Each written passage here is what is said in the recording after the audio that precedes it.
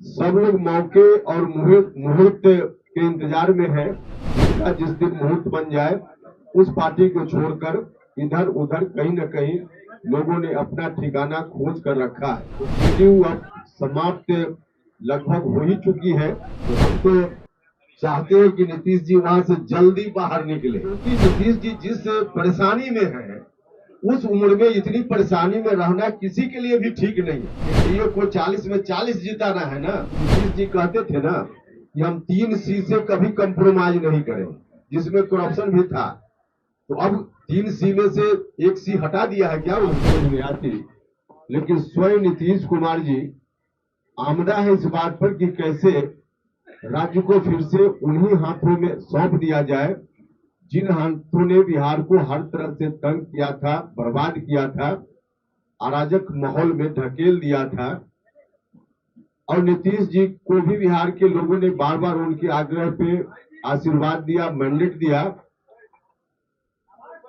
उस स्थिति से बिहार बाहर आए, उन लोगों के हाथ में बिहार फिर से नहीं जाए, इसी बात को ध्यान में रखते हुए। लेकिन नीतीश जी की राजनीति की जब अंतिम पारी अब चल रही है, तब नीतीश जी ने पूरे तौर पे ऐलान कर दिया है और बार बार बोल भी रहे हैं कि फिर से उन्हीं हाथों में हम बिहार को सौंप देंगे। इस निर्णय को बिहार के लोग कतई नहीं पसंद करने वाले हैं। लोगों के मन में इस बात को लेकर नीतीश कुमार जी के खिलाफ काफी आक्रोश है, गुस्सा है। यही कारण है कि हमारी पार्टी के साथ भी बड़ी संख्या में लोग हर जगह, हर जिला में आ रहे हैं और एक से एक, खास करके जनता दल यूनाइटेड के कार्यकर्ता, नेता सब लोग आज वहां से विमुख हो गए हैं और अलग अलग पार्टियों की ओर लोग देख रहे हैं। हमने बार बार पहले भी कहा है कि अब जनता दल यूनाइटेड को समाप्त होने से दुनिया की कोई ताकत नहीं बचा सकती है, क्योंकि नीतीश कुमार जी ने खुद ही ऐसा निर्णय लिया कि उस पार्टी के किसी कार्यकर्ता को भी यह स्वीकार नहीं है कि उस रास्ते पे पार्टी जाए। तो इसलिए आज की तारीख में समाप्ति के कगार पर जनता दल यूनाइटेड है। कुछ नेता भले आज दिख रहे हो कि नीतीश कुमार जी के गुणगान में है, लेकिन सब लोग मौके और मुहूर्त के इंतजार में है। जिनका जिस दिन मुहूर्त बन जाए उस पार्टी को छोड़कर इधर उधर कहीं न कहीं लोगों ने अपना ठिकाना खोज कर रखा है। तो जेडीयू अब समाप्त लगभग हो ही चुकी है।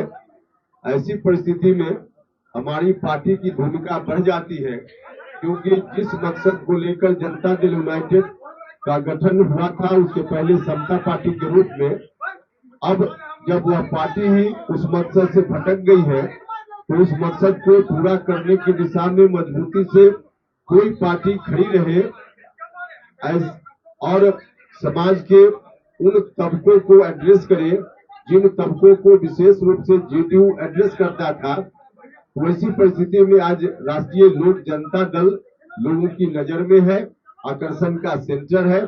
इसलिए लोग बड़ी संख्या में हमारे साथ आ रहे हैं और मुनाजिर हसन साहब और उनके साथ भी बड़ी संख्या में लोग आज हमारे दल में आए हैं। तो इनका फिर से बहुत बहुत स्वागत है पार्टी में। अब मुनाजिर हसन साहब कुछ बात करेंगे और फिर उसके बाद कोई सवाल होगा आपका, तो उसका भी जवाब हम लोग देंगे। भैया, तेल कौन है और पानी कौन है, इसका कोई बहुत अलग से विश्लेषण करने की जरूरत नहीं है। उससे क्या फर्क पड़ता है, तेल कोई नहीं, पानी। अगर एनडीए के साथ आते हैं तब आपका अगला स्टेप क्या होगा? देखिए, अब मेरी बातों का बहुत गलत रूप से अगर व्याख्या नहीं कीजिए, तो हम तो चाहते हैं कि नीतीश जी वहां से जल्दी बाहर निकले, क्योंकि नीतीश जी जितना दिन वहां रहेंगे तो उनकी आयु कम होते जाएगी। क्योंकि नीतीश जी जिस परेशानी में है उस उम्र में इतनी परेशानी में रहना किसी के लिए भी ठीक नहीं है। व्यक्तिगत रूप से मेरी हमदर्दी है उनके साथ, इसलिए व्यक्तिगत रूप से मुझको लगता है कि नीतीश जी ठीक है, राजनीतिक विरोध अपनी जगह पर है, लेकिन अब उम्र कम होने की स्थिति और व्यक्तिगत रूप से तंग तबाह परेशान होने की स्थिति है। मेरे बड़े भाई हैं, मुझको थोड़ा भी ठीक नहीं लगता है। इसलिए मुझको तो लगता है कि जल्दी वहां से उनको बाहर आना चाहिए। देखिए, अब यह विषय मेरे अकेले का नहीं है। एनडीए में सबसे बड़ी पार्टी भारतीय जनता पार्टी है, तो अकेले हम अथॉरिटी नहीं ना है कि इस सवाल का जवाब हम कुछ सीधा दे दे आपको। क्या बीजेपी से आपको डील हुई है कि आप उनकी मदद करें लोकसभा में? आपको देखिए, अभी उतनी दूरी तक सोचने की जरूरत नहीं है। अरे भैया, ठीक, हर पार्टी का कार्यकर्ता नेता चाहता है कि उसके दल का नेता बड़ी से बड़ी जगह जाए, देश के स्तर पर प्रधानमंत्री बने, मुख्यमंत्री बने, तो हर पार्टी में होता है और पार्टी के अंदर इस तरह का भाव अपने नेता के प्रति लोग रखते हैं। तो इसी भाव के कारण ऐसी बात आती है, लेकिन इसका यह अर्थ नहीं है कि कोई डील या कोई तय। अभी लोकसभा का चुनाव होना है, विधानसभा का चुनाव थोड़े हो रहा है।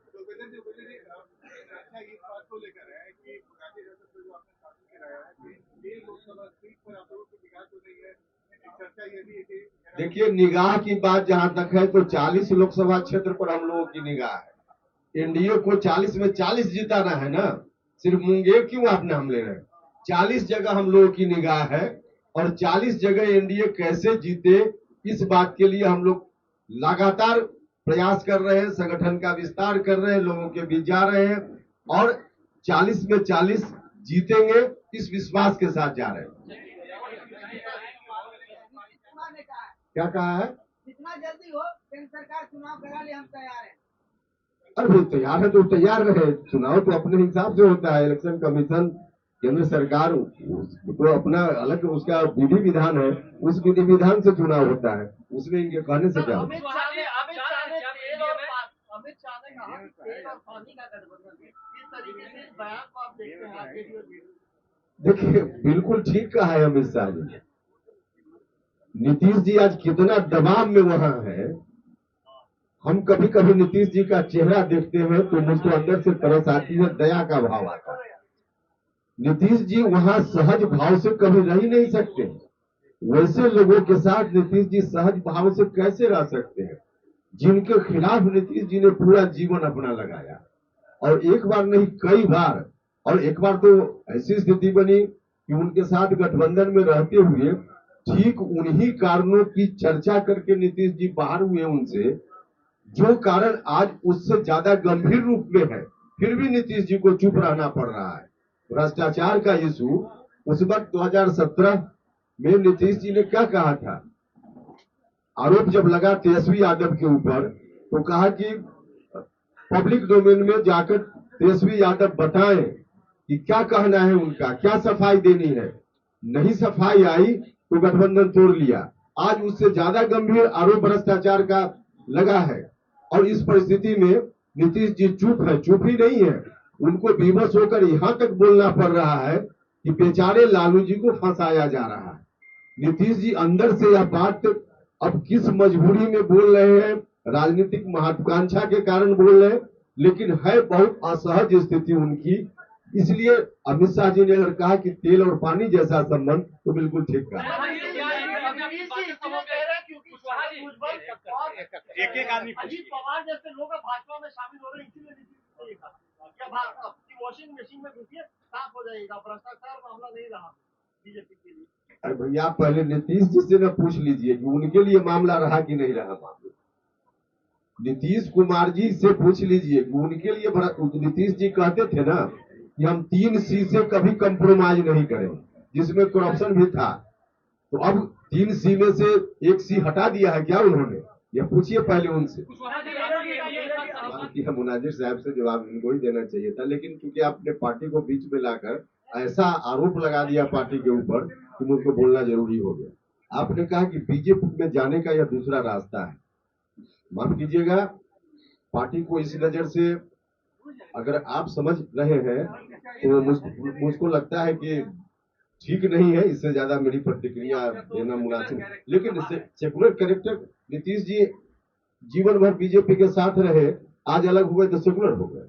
अब उन दिनों सेकुलर नहीं थे, नीतीश जी तब भी सेकुलर थे, हम विरोधी अलग बात है, लेकिन नीतीश जी बीजेपी के साथ थे तो सेकुलर थे और आज भी सेकुलर है। उसी तरह से उपेंद्र कुशवाहा बीजेपी के साथ न रहे तो भी सेकुलर है, बीजेपी के साथ है तो भी सेकुलर है। इसलिए ऐसा किसी के बारे में मत कहिए। हम विरोध में हम नीतीश जी को आज कह दें कि सेकुलर नहीं है। देखिए राजनीति में कुछ चीज ऐसी है जिसकी मर्यादा रहनी चाहिए, तो इस तरह से मत देखिए कि बीजेपी में जाने का ये दूसरा रास्ता है, बिल्कुल गलत बात है। ये लो मुंह मीठा करो, आज मैंने अपना जॉब छोड़ दिया, अब हम पूर्णिया वापस जाएंगे। जॉब छोड़ दिया है? मतलब ये घर कैसे चलेगा, हम करेंगे क्या और माँ बाबूजी क्या बोलेंगे?